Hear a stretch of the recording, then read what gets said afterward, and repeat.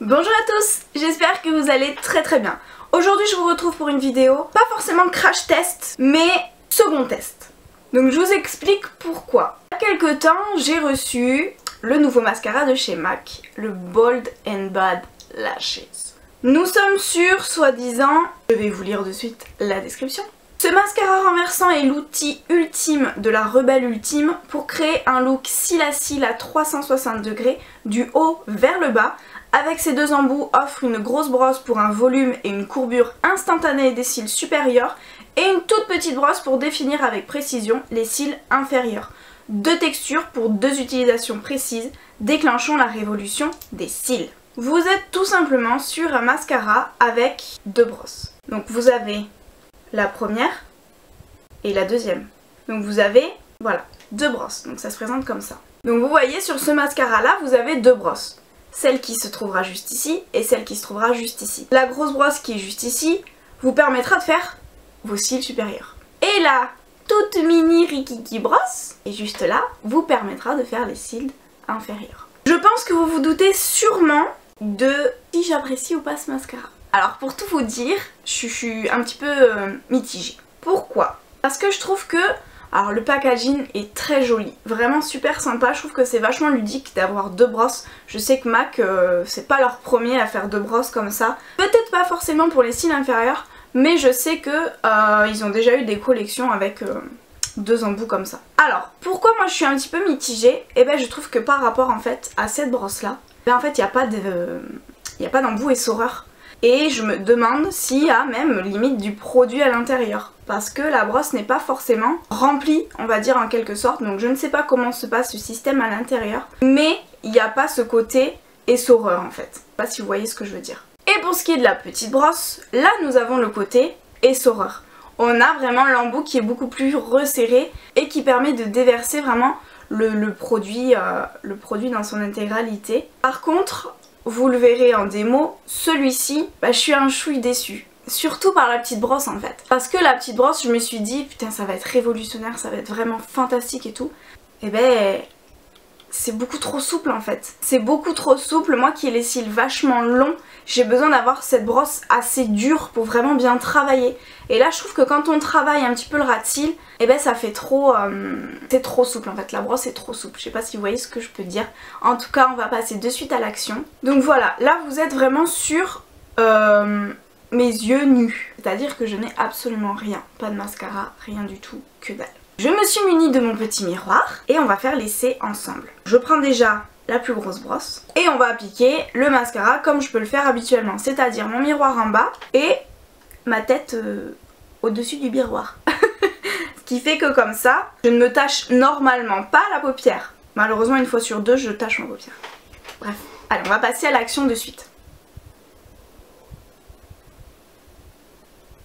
Donc vous, c'est sûr que vous allez voir une nette différence. Pourquoi? Parce que j'ai les cils très clairs. Donc là déjà, j'ai à peine mis un coup de brosse, on voit déjà la différence, ce qui est normal. J'ai les cils qui sont très longs, qui n'ont pas forcément beaucoup de volume et qui sont pas forcément beaucoup recourbés. Parce que j'ai des cils des fois qui partent un petit peu en cacahuète. Voilà. Alors, oui c'est sûr que pour moi, il est très noir. Parce que j'ai les cils blonds. Et voilà. Et ça m'a fait au premier essai déjà. Il me pique l'œil. Voilà, c'est-à-dire que moi je vais vraiment jusqu'en racine de cils. De la façon où j'applique mon mascara, je suis obligée en fait de l'appliquer jusqu'en racine parce que par exemple les personnes qui me voient de haut et quand je regarde en bas, s'ils voient que j'ai la racine de mes cils qui est inexistante, couleur claire, couleur blond donc on voit rien, et qu'après j'ai le bout des cils noirs, c'est pas super joli. C'est pourquoi je vais vraiment jusqu'en racine, quitte à toucher un petit peu ma muqueuse et à noircir ma muqueuse. Et celui-ci, je l'ai toujours fait, hein. Je le fais avec tous mes mascaras et celui-ci, il me pique l'œil, vraiment. La texture, le produit me pique les yeux en fait. Alors oui, évidemment j'ai les yeux sensibles, mais je le fais sur tous mes mascaras. Donc ça devrait pas avoir lieu.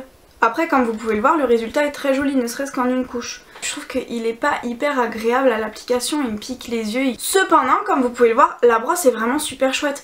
On est sur une brosse en poil synthétique. Donc c'est ce qu'il y a en termes de résultats les plus naturels. Et sur ce point là je trouve que MAC ils ont vraiment fait une très jolie brosse. Une brosse vraiment très chouette. Et vous voyez, moi j'ai les cils très longs et là je peux voir que déjà ils tombent. parce que en fait la matière est assez lourde. Et ce côté où il manque cet embout essoreur, voilà, je trouve que la matière est trop lourde en fait pour mes cils qui sont très fins. Et du coup, bah ouais, le regard, je trouve qu'il tombe. Alors qu'ils assurent ce côté recourbé. C'est comme ça, pour l'instant. Attends, peut-être il faudrait qu'il soit un petit peu plus sec. À la rigueur, c'est pour ça que j'ai attendu pour faire ce deuxième test. Voilà, je suis un petit peu déçue. Déjà que j'ai pas de paupières mobiles. Si en plus mes cils tombent, bah on n'est pas dans la merde. Alors là, on va appliquer sur les cils inférieurs. Et en fait, pas si vous le verrez, mais en fait la brosse, eh ben, à l'inverse de l'autre, ben, elle déverse pas suffisamment de matière. Et la brosse est beaucoup trop souple. Ce qui fait qu'on peut pas appliquer le même résultat en termes de matière que les cils supérieurs et au niveau des cils inférieurs. En fait, quand j'applique la matière avec cette brosse, j'ai un petit peu en fait la brosse qui fait un système de rebond. Et donc du coup à chaque fois que je viens faire mon zigzag, et bien en fait la brosse elle... Je sais pas comment vous expliquer, j'ai l'impression d'être une cruche en test.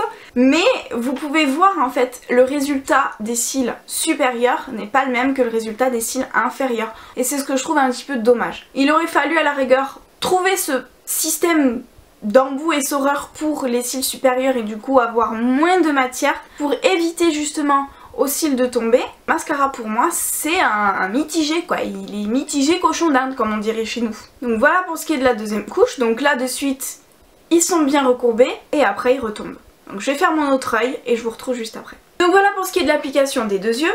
En point final pour clôturer cette vidéo, les points négatifs que j'ai pour ce mascara c'est la texture, l'embout essoreur qui manque pour la première brosse, le manque de discipline et le manque de tenue de la deuxième brosse pour les cils inférieurs. Et du coup, le résultat final, il fait que, à cause de la texture, du manque d'embout essoreur et la matière qui est beaucoup trop lourde, nous avons les cils qui tombent. Moi personnellement, parce que j'ai des cils fins, mais dans le descriptif, c'est quand même noté que on a la courbure qui est assurée.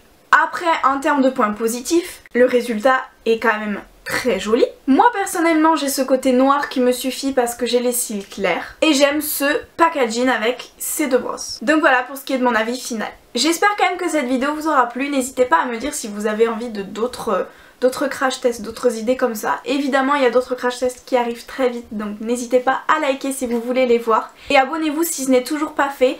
Je tiens quand même à vous remercier parce qu'on est de plus en plus nombreux sur la chaîne, vraiment pour tout votre soutien et je vous dis à bientôt dans une prochaine vidéo. Prenez grand soin de vous.